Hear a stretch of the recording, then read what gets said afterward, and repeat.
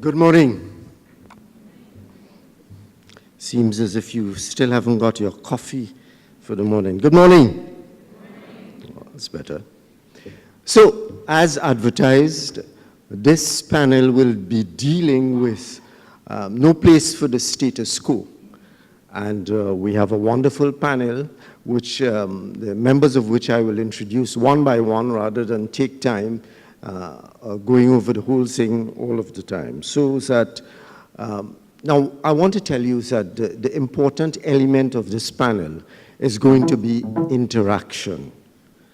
I have asked the members of the panel to keep their opening statements as brief as possible, 3 minutes or so, simply to tease and provoke the discussion, and then we're going to have the interaction, which is always the far more important part. When you ask questions and when they respond to your questions. You can make statements too, and I also want to urge you not to make speeches so that we have questions going back and forth. But as the moderator, I can make a little 1-minute speech. Two things I want to say very quickly. The first one has to do with the title of the conference, something about our legacy. And the CTO, I presume, took the decision to put 2 wax images, 2 of the greatest elements of our legacy in the Caribbean in the whole. If you haven't looked at them, you missed the boat. Sir Garfield Sobers and Brian Lara. We have a way of compartmentalizing our lives, and we say that is cricket or that is sport, Usain Bolt running. And this is about tourism and business and so on. When you look at what those athletes make, not Sobers, a little bit Lara, you will see that is serious, serious business. Discipline, talent, all of the requirements for it. So that we have to go from that legacy. When we look to the present, we are a little bit down from Sobers and Lara.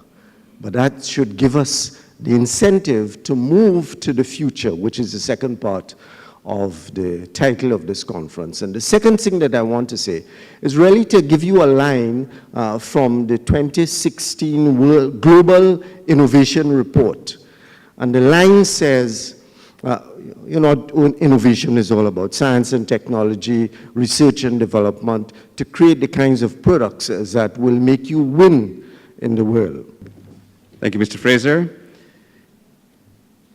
Chairman of the CTO, the Honourable Obi Wilchcombe, Honourable Ministers and Commissioners, my fellow panelists, Chairman of the Board of Directors, the new Board Chairman, Joy Drabilu.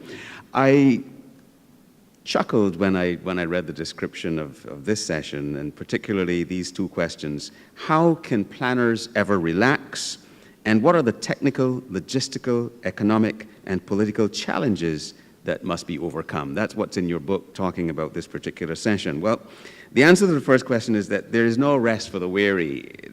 Those of us who are involved in creating ways for the world's travelers to relax seem hardly ever to get a chance to do that ourselves. There's not a year when we aren't faced with sargassum, seaweed, Zika, dengue, or chikungunya, the deadly Ebola virus, political strife somewhere in the world, terrorism, and other acts of war, earthquakes, and similarly powerful forces of nature. Of course, none of that is good for tourism.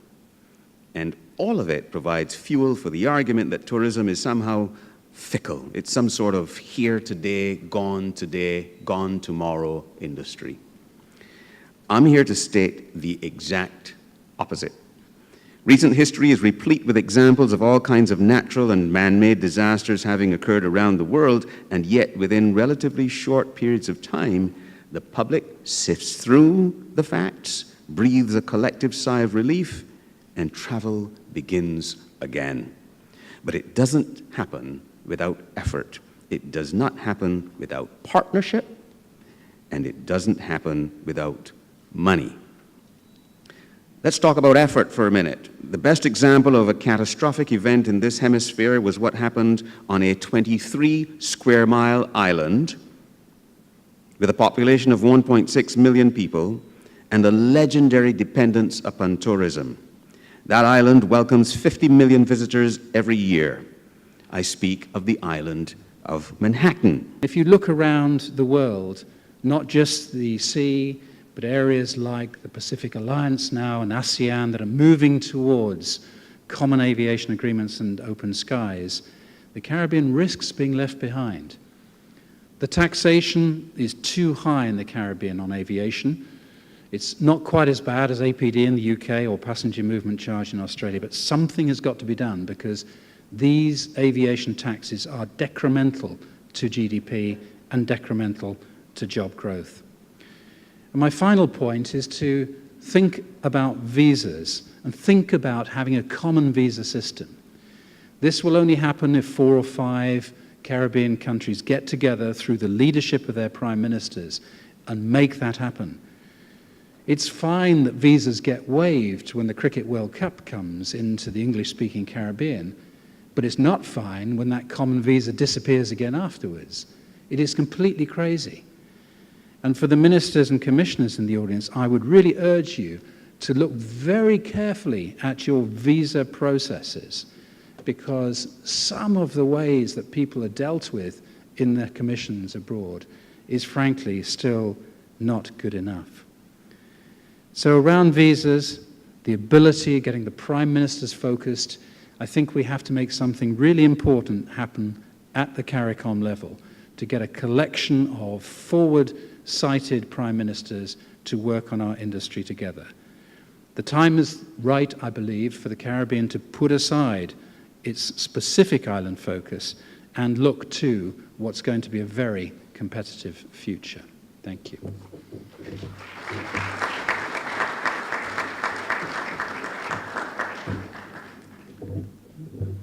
Thank you very much. And if I had to perhaps choose one of the elements that David spoke about, I would choose this business of continuous unity, which is sometimes a foreign subject in the Caribbean. Now we come to Taleb Rifai, who is the Secretary General of the UN World Tourism Organization, and I'm sure that we can expect something provocative, leading, teasing from him.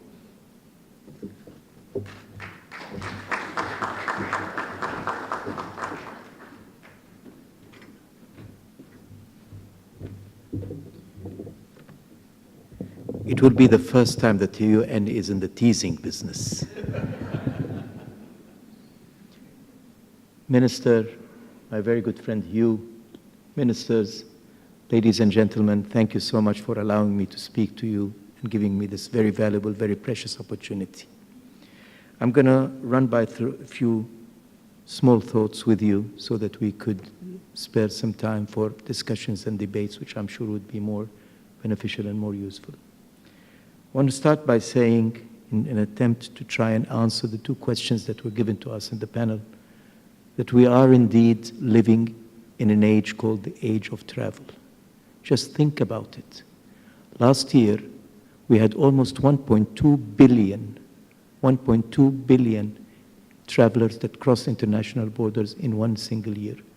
That's almost even more than 1 out of 7 of the people of the world making an international trip outside of their country every year. It is a true revolution. It's a movement that is not going to stop. And that's in an attempt to try and address the first question. We at UNWTO, together with our partners at WTTC, and we are very good partners, as you heard from David, we try to set the standards for private-public partnership, have forecasted that by the year 2030, we will have 1.8 billion, and that's a very conservative estimate, international travelers crossing borders in that year. So it's something that will continue. It will continue because it has become part of our lifestyle, part of our culture, and it's not going to go back. It is a manifestation of a way of life and exercising a right, a human right, the right of people to enjoy this world, the right of people to travel. You have a right to do that. It's not just a luxury anymore. When 1.2 billion people travel around the world, this is not an elitist movement anymore. It's not a British aristocrat that travels to India for China, exotic destinations, and come back and writes a book on that. It's people moving, and while they do that, they're making the world a better place. They're creating more jobs, generating income, lifting people out of poverty, infrastructure, trade, development, and many, many other things that you can hear about, and you will be hearing about in the course of this panel. Therefore, it is important to see tourism and travel today in that perspective, in a perspective of a transformative force, a transformative power that is capable of making the positive changes of this world that it deserves. It doesn't happen by itself. 1.2 billion travelers can be 1.2 billion opportunities or 1.2 billion disasters. It's all up to us and how we manage them. In order to take the right decision, we have to answer the second question. What is happening? What are the challenges? And how do we transform this force?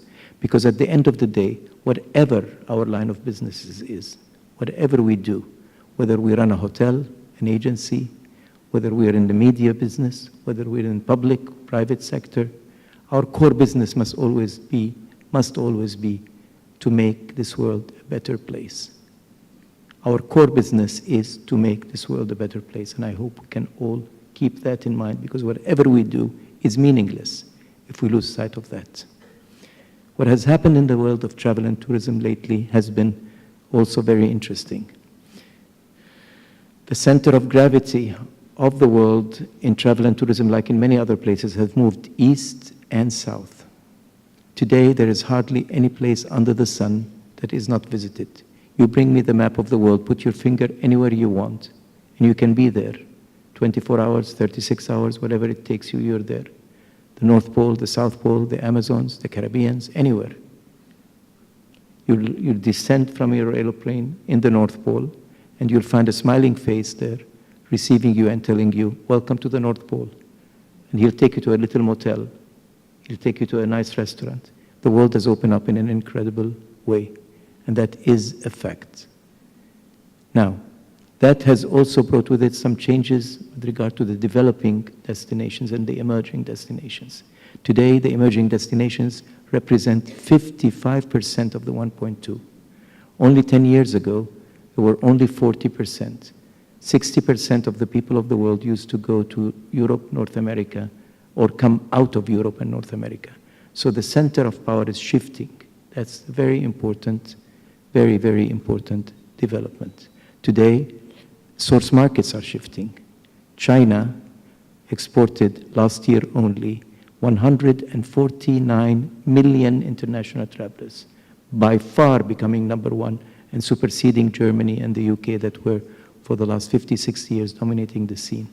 And in doing that, they spent $292 billion US. That's twice the average expenditure per tourist per trip of the world, which is about $1,000. They spend about $1,800 per traveler.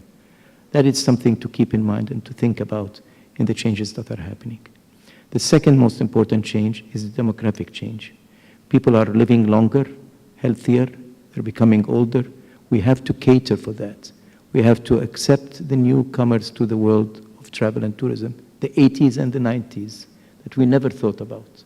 These are people that deserve our attention. Technology has also, and that's the third point, made a very important impact on the travel and tourism. It has completely disrupted and changed the marketplace. At UNWTO, we have identified 3 global challenges for the travel and tourism industry today. 1, to promote safe, secure, and seamless, friendly travel. That's a challenge. We live in a world today where we're informed every day about incidents and crises, whether they're man-made or whether they're natural. We need to be prepared for it. But we need to do it in such a way that we don't end up killing the very same industry that we're trying to protect. Travel must be safe and secure. That's a prerequisite. That's a must. That's a no discussion item. But it can be and it should be also seamless and friendly. And that's a challenge. And we can talk about this more if you're interested in our discussion. The second important global challenge and priority that we're putting at UNWTO is technology and the disruption that it has made to the marketplace. Today, technology has empowered the customer, the consumer. Consumer can be the ambassador or the whistleblower for any business. And at the same time, businesses have to adapt, and they're not adapting fast enough. I must say this. The sharing economy is posing quite a challenge. We need to live up to that, and these are all items that are provided by the technological revolution, so to speak. The third important challenge that we identified is that of sustainability. We are living in an age where we need to be responsible towards people and planet. The UN General Assembly last September approved the 17 Sustainable Development Goals, which will form our agenda for 2030. Our industry must align itself with that and must be absolutely in line with what these objectives are. The 17 goals, 3 of which specifically and very clearly put tourism on top of the list.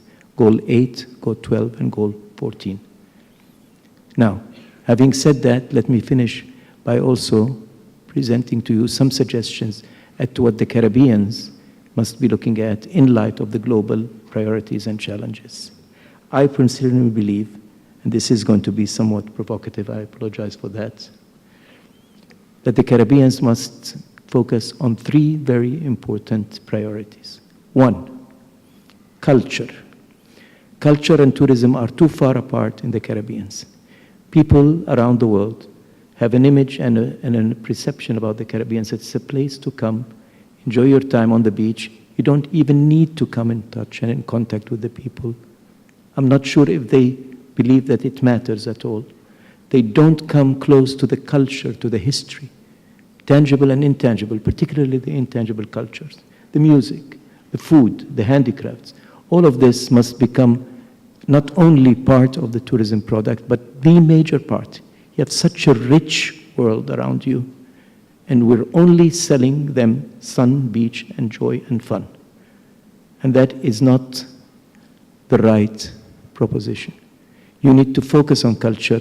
Ministries of culture should come in line, and particularly the intangible cultures, the cuisine, the gastronomy, the music, the dances, the festivals that we heard about from Hugh and the minister this morning. That's a very important item on the agenda. 2, tourism must connect better to the local community.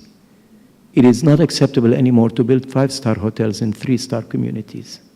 The people of the Caribbean must feel that they own this industry, that they're engaged in it. They cannot be just consumers. We must be ladies and gentlemen serving ladies and gentlemen. That's the concept that we should always promote.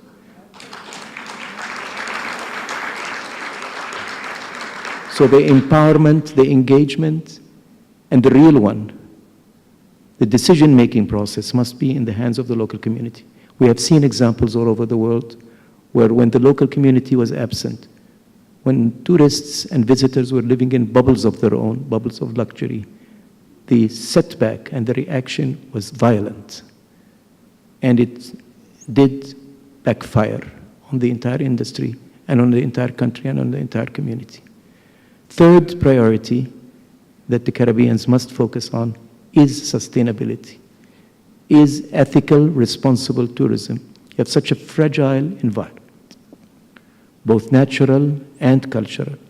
You must protect it. Tourism must be a force for good. If it isn't, it doesn't deserve to be there. Hugh Riley was talking about New York.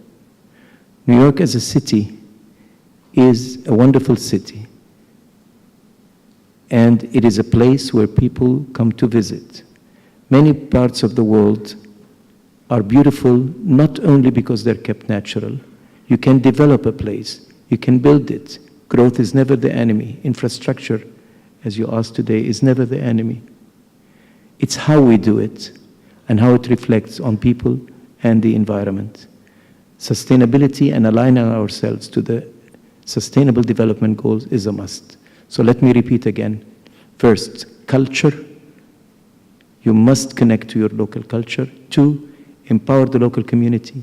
And 3, build a sustainable, responsible, ethical model of tourism.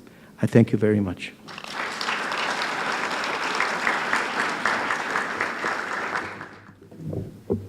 Thank you very much, Secretary General. And if I had to choose one or two things from what he has said, with regard to the possibilities for Caribbean tourism, I would think about the figures, 1.2 billion and a projected 1.8 billion.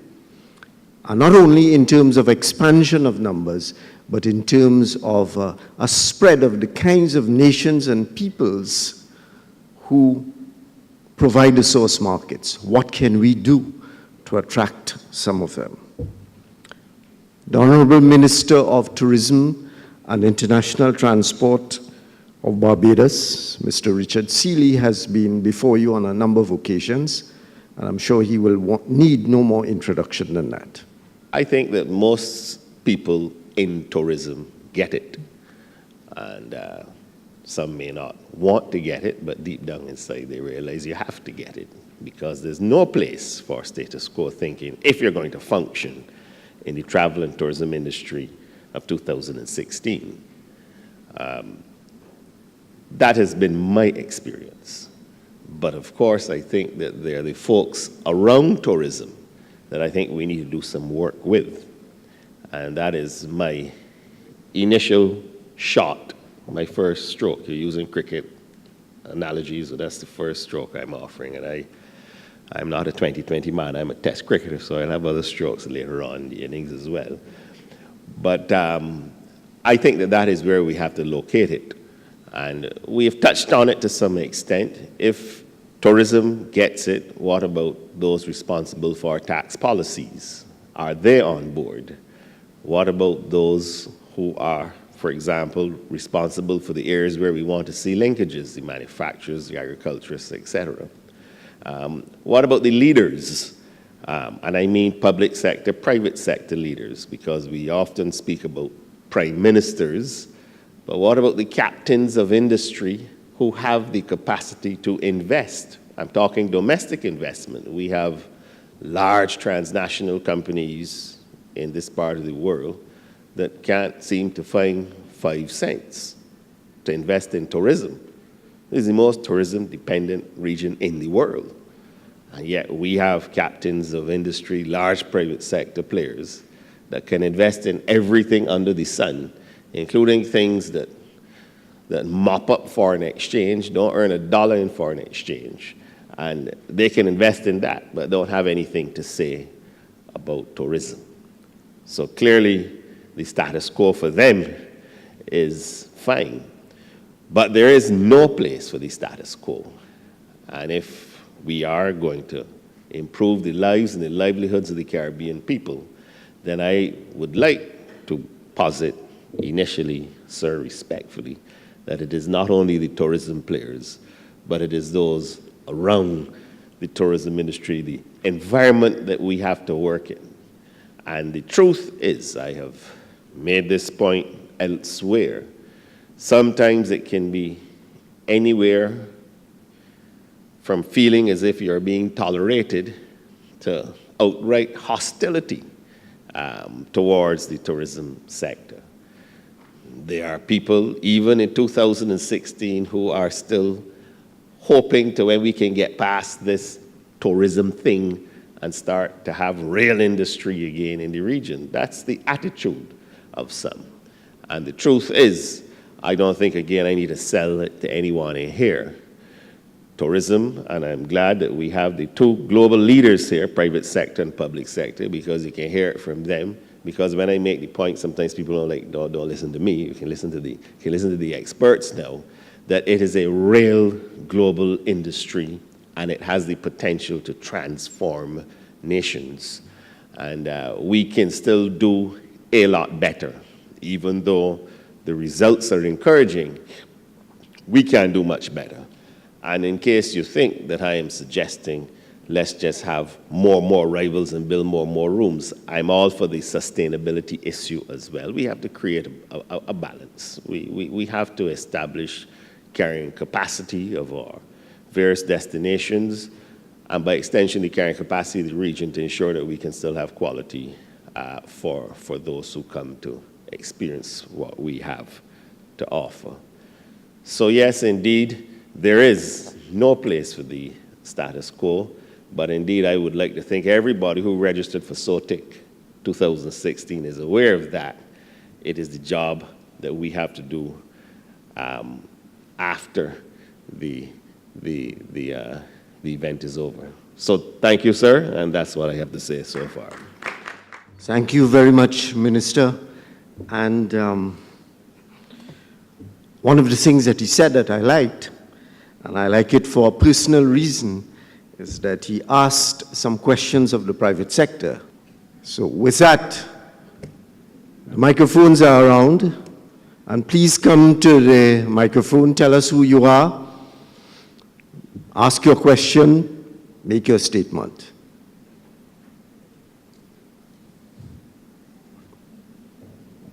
My good colleague, who is from the...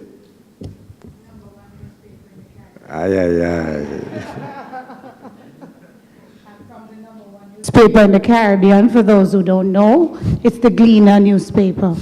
Thank you. I like coming to these conferences each year, and I love to hear us talk about the fact that we want to become one Caribbean. But my question is to David. Do you really think this is ever going to happen? So far, I must tell you that it is working. So the focus is on the Caribbean. It's up to us in the Caribbean to manage that. And incidentally, we pretend that this surprises us. The rest of us have had 50-something years to deal with Cuba opening up. So we can't pretend that we're surprised. And the second thing, though, is that Cuba is not new in the business of tourism. There's only one country in the entire region that gets more visitors than Cuba. That's the Dominican Republic.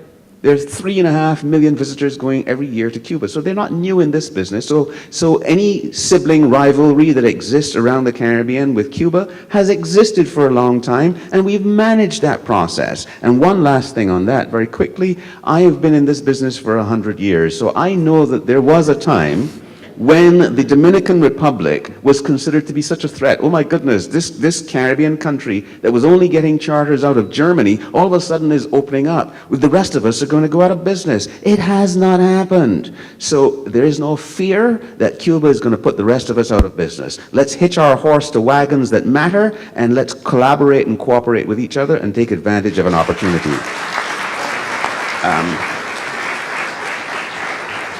The very short answer on Brexit is that also provides a lot of questions, more questions than answers so far. Our member countries have gone there. We have been in touch. We are keeping an eye on what happens there. Nobody wants the British economy to fall apart, because if it does, it affects those of us that are dependent upon the British market. But there isn't any indication that Brexit is an opportunity, is an occasion for panic either, and I know that we are keeping our eye on that ball. That will provide an opportunity for us to form closer partnerships with each other and with the travel trade in the UK, and it certainly is an opportunity for us to form closer partnerships with the rest of Europe as well. If Britain's voice on behalf of the Caribbean has been not silenced but lowered, then we must make sure that we still have strong voices in the rest of the European community. I think David wanted to say something about Brexit, and we want to ask him where he voted. When Theresa May became Prime Minister in 3 days, I think, was a record speed, everybody was anticipating that, being a Remain person, she might just sit around for a few months and then have another vote. The first thing that came out of her mouth was Brexit means Brexit and we are going to exit. And therefore we now have several years probably of negotiations ahead. There are around 115 laws that need to be opened up just for our industry and renegotiated. And there are 5 very key things that we in the industry need to be focused on. One is the overall trade agreement. Secondly is mobility of people. Thirdly is to keep the visa-free situation between the UK and the continent. The fourth is protect open skies. And the fifth is to ensure that security intelligence services cooperation continues in the light of terrorist attacks. I agree with you. From the Caribbean perspective, I do not believe that there's going to be a huge change.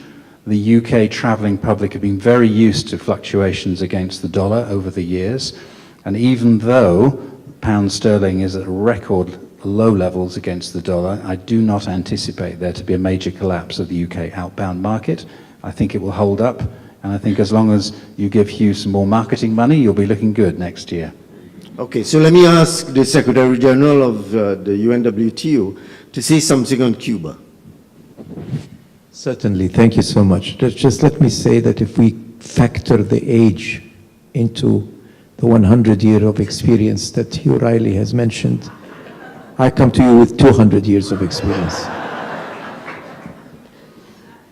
Okay, let me just make a quick comment, if I may, on the issue of the Caribbean coming together, because it really frustrates me to see beautiful destinations and cultures and people that are so similar to each other not coming together faster and more effectively. In addition to the examples that David Scowsill mentioned, just think of the European Union, with or without the Brexit. That's not the point here. I mean, European countries were at war with each other, fighting each other for the last 300 years. They were not even close to the situation that you're in. How many languages, how many cultures, historical backgrounds. So there is absolutely no reason why the Caribbeans cannot come together. Why are they not coming together? It's an issue of leadership. I'm sorry to say this. It is an issue of leadership. Visionary leaders. All what it takes is 2 to 3 good leaders to sit down and say, we're going to do it. We're going to open our skies. We're going to have one visa. We're going to have one currency. We're going to make people easier to come in and out. That's how the European Union started. And it will happen. The rest will come on board. So I'm sorry to say this. I'm sorry to be a bit critical about this. But the ball is in your court. And it's the court of your leaders and your people. You must demand this. You must create a lobby. You must create a power to say this and promote it. No single country, regardless big or small, can make it on its own anymore. The world is coming together in so many groupings. You can't afford anymore to be separated from each other the way you are today. You can't. Now, on the issue of Cuba, again, Cuba is one of you. You have to start thinking about it this way. I personally have been there many times. I have excellent relationships. I was there 2 or 3 months ago. And I've heard from the leaders there statements that say, we are part of the Caribbeans. And they are not thrilled, taken out by excitement about the new developments. They're conscious about wanting to share whatever benefits is with others. They want to do that. You should respond in the same way. What's good for my neighbor is good for me. This is the rule in travel and tourism. It's never, ever the other way around. There is nothing called competition that kills each other. If more people come to Cuba, more people will come to your islands, especially if you start building good lines of contact with them. And I encourage you to do that because they are willing, they want to, and as the Secretary General just said, you're not beginners in this field. You have your own success stories. You have your own input to put in all of this. On the Brexit, if I may just very quickly say something. First of all, you could look at everything that happens as a crisis or as a challenge, or you could see the opportunity that comes out of this. I don't see a problem with Brexit at all. There are 2 levels where this could be an impact. One is changes that may happen within the UK that would affect the ability of British people to travel abroad. This is going to be something that affects their travel anywhere around the world, not just in the Caribbean. And this is something that we cannot really control much. What happens to the pound, what happens to their economy, what happens to their ability to travel is not in our control. Look what happened to the Russian market in the last 3 years. Europe was so dependent on receiving Russians. With the down of the ruble and then the prices of oil, Russians have been able to travel less and less.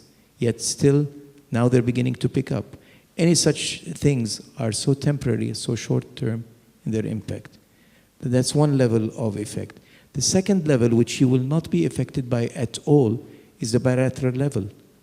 I hear anxiety voices from Europeans about the Brexit, but not from you. You should not think that way. Because the bilateral relationship and the context that the UK has with other European destinations will be affected. Yes, Europeans have the right to be a little bit concerned. British people traveling to Spain now are going to start thinking, do I have insurance if I go there? Can I reside there a little bit more? They have second homes. There is a lot of complications within Europe, but I don't see that affecting you at all. So please don't look at the empty side of the cup. You have a wonderful cup that's ready to be even overflowing. Take that opportunity and fly with it. Thank you. All right, just before we hear from the minister, let me invite you to come to the microphone. This session is about you. I asked the presenters to make their presentations short to allow you to participate. You can't stand on the sidelines. This is about you. So I see one young lady there, and please to flock to the microphones. We have a short time left, and you need to get in your question or statement. Go ahead. Yes, please. Good morning, panel. Good morning, everybody. David, you would have mentioned that having a common visa would be a benefit, but would it not be a hindrance to the islands who don't require a visa for persons to travel there? Would it not reduce the travel? When Europe abolished the Schengen visa for Barbados, a lot of my friends and family and people I knew, we traveled more to Europe. Recently I traveled to Nigeria, and we also don't have a visa requirement for them to travel here. So we are allowed to travel there without having to go through the paperwork and the application and the cost of a visa. Would the implementation of a visa for those who don't have visa, would that not reduce or have a hindrance on travel? That's my question. Just let me take that visa question quickly to the minister, because it was raised by the previous speaker. The one visa for travel throughout the region, and the question of equity of treatment between the multinational corporations and the local companies. So, Minister, can you respond to that quickly before we go on to the other questions? Thank you, Tony. As you are aware, Tony, we did have an experiment during the 2007 World Cup where there was some freedom of movement in the region. My understanding is that it is being looked at again. There's some security considerations, and the ministers of national security for the region and the attorneys general are actually working along with tourism on possibly looking at something with some more permanence. But there's some obvious challenges and so on, which you'd recognize. And in fact, even within the Caribbean, we don't only have independent sovereign nations. We have colonies, we have departments of France and so on, and protectorates of Holland. But we can look at all of that. But certainly the trying to dust off what was done in 2007 and do something similar, that is being actively looked at. The question that Ms. Ram had raised about the differential in treatment between multinationals and local companies in tourism here in Barbados, well, we are moving away from that, as is well known. At the time when we had indicated we had set a threshold of a certain level of investment for international companies, we had taken the revolutionary step of having tourism treated as an export sector, in which case all of the imposts, duties, taxes, levies on the inputs were to be removed, and any taxation was to be on the outputs. Now, it has been a little slow in implementation, that is true. And what I thought Mrs. Ram was hinting at is the dichotomy sometimes between policy as it is conceived and designed and its implementation. And there is a reality with that issue. Her Majesty's Customs has been around for 100 years, not Hugh Riley years, literally 111 years, I believe. And clearly, when you are a custom, to doing certain duties, and then you see entries coming in with items that usually attract a high tariff, you bristle. So there's a cultural reality you have to get people to understand. And it was what I was speaking about earlier. It's not that customs officers are bad people or that they don't want to see the country do well, but we have to explain, no, you're not getting your revenue from here, but you will get it from someplace else so that we can still have revenue to function. So it's an ongoing process with respect to having tourism, all tourism, operators like yourself that are local, international operators, hoteliers, and other legitimate operations treated as an export. It's an ongoing thing, and yes, it's taken a little longer than we all would like, but it is the right policy, and we are going in the right direction. Okay, subsequently got a letter after my invitation to everybody to come up to say we have 5 minutes left. So we can still get into 3 questions, 3 statements from the persons on the floor, but I ask you, beg you, if I may. Sharp and shoot. Tony, I'm so sorry, Mr. Fraser, if I may. We really do have to wrap up fairly quickly. You know that we've got an event happening at 11 o'clock here in this room with the Prime Minister. And I have been reliably informed that keeping a Prime Minister waiting is a career-limiting move. Especially if you're a public official. So here's the compromise. Let's get the questions or statements quickly, and then if you want to pinhole somebody afterwards, you can get the response. Let's start with you, Graham, quickly. Do you see any impact for in the Caribbean of the Chinese outbound market in the next decade? Yes, sir? Yeah, given the comments we've heard so far on connectivity, the millennials, experiential travelers, and the spotlight on the Caribbean, re Cuba, I would be interested to know what the panel thinks is the potential multiplier impact of not having those sorts of things considered given the future and on potentially on the Caribbean from an economic perspective, given that we think this is a business and we should be treating tourism as a business. Thank you very much. Good morning. I just wanted to, so that our silence doesn't suggest anything other than what it is, with respect to regional travel. The disappointment that we heard from the panelists about the fact that the Caribbean has not been able to get it together is probably shared by every single person in this room. And I think that it really has bolstered me sitting and listening to really put a lot more pressure, not necessarily on the government, but on us ourselves in the private sector to really refocus on this issue. It is not only embarrassing, but it really has hindered the progress and the ability of us to market the region as a region. It cannot go on. Okay. And I would say I will not be party to it continuing because we have lost the zest to fight for it being changed. The other statement I want to associate is that it is indeed a question of leadership. Okay, thank you very much. Thank you. So what we have are 1-minute statements from each of the panelists, and you can address the questions that have been raised here. So starting with David and coming right through to the Minister. 1 minute each, and you respond how you want to respond to the questions. The key thing for me is to put pressure on the CARICOM leaders. It has to happen at that level.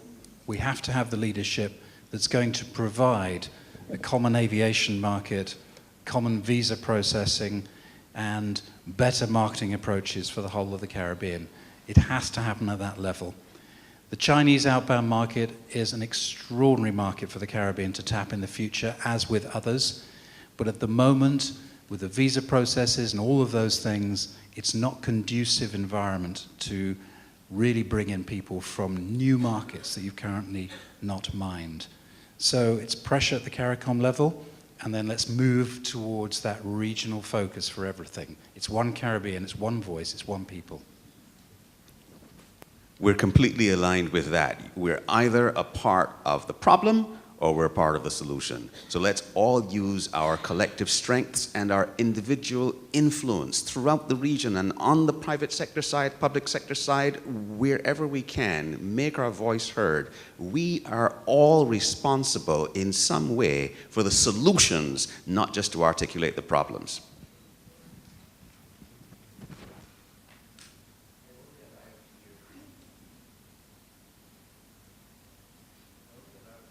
Last night. Is it working? And I'll be traveling back again immediately after this panel is finished. So I'm here for less than 24 hours. But I tell you something. If the message about Caribbean unity is the message that will be echoing so strong from this conference, and I'm sure it is, it was worthwhile being here and being in this moment with you guys. It's really worth it. You really need to fight for that. Now, let me go to the Chinese question very quickly. 4 years ago, I was visiting the islands of the Maldives in the Indian Ocean. I did not see any Chinese visitor there at the time, and I was told that the Chinese and the Asians don't like sun and beach. They don't like the sun to touch their skin, so this is not appropriate for the Maldives. Last year I was there, 64% of the inbound tourists to the Maldives were from China. What happened? What happened is that they took it seriously. They created status symbol. Now the Maldives are a destination where rich Chinese would like to have their children, sons and daughters go and get a wedding, and they go with them for long periods of time. It's become such a lucrative market. You can do it. But in order to do it, I completely ally myself with David. You need to create the right circumstances. Chinese don't like to go through Miami to come here. They want to have direct flights. They want to be able to hop from one island to another. They don't want to stand in line for having visas. They have other options in this world. And they can come. It's not a problem at all. I believe that if you take it seriously, it will happen. Thank you.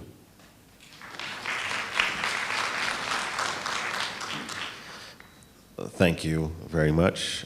I agree it's about leadership, but I will not agree that leadership stops at the prime ministers and the government. The leadership in the private sector must also put its hand in the air. With respect to the aviation issue, I have to be fair here, because we have had a constellation of private sector stars that have tried airlines in this region. I'm not talking about the ones in prison now. I'm talking about actual leaders, including tourism stars, have started airlines. And have a conversation with any of them about getting involved in the aviation project again. They want nothing to do with it. As I'm speaking to you, the LIAT board is meeting at CDB. Now, poor LIAT, the favorite one everybody attacks. 60% of the LIAT routes are social routes. You know what that means? They don't make a cent off of it. But if you were to stop flying those routes, there are economies in this Caribbean that would shut down. And that is reality. I'm not saying that we can't try to wrestle this beast into the ground, but it is a complicated one. And I welcome, again, some more emboldened private sector leaders to work with government to see how we can improve the question of travel within the region, intra-regional travel. Let the Trinidadians tell you about the BWE experience and what they're going through now with Cal. Let the chairman of the CTO tell you about Bahamas Air.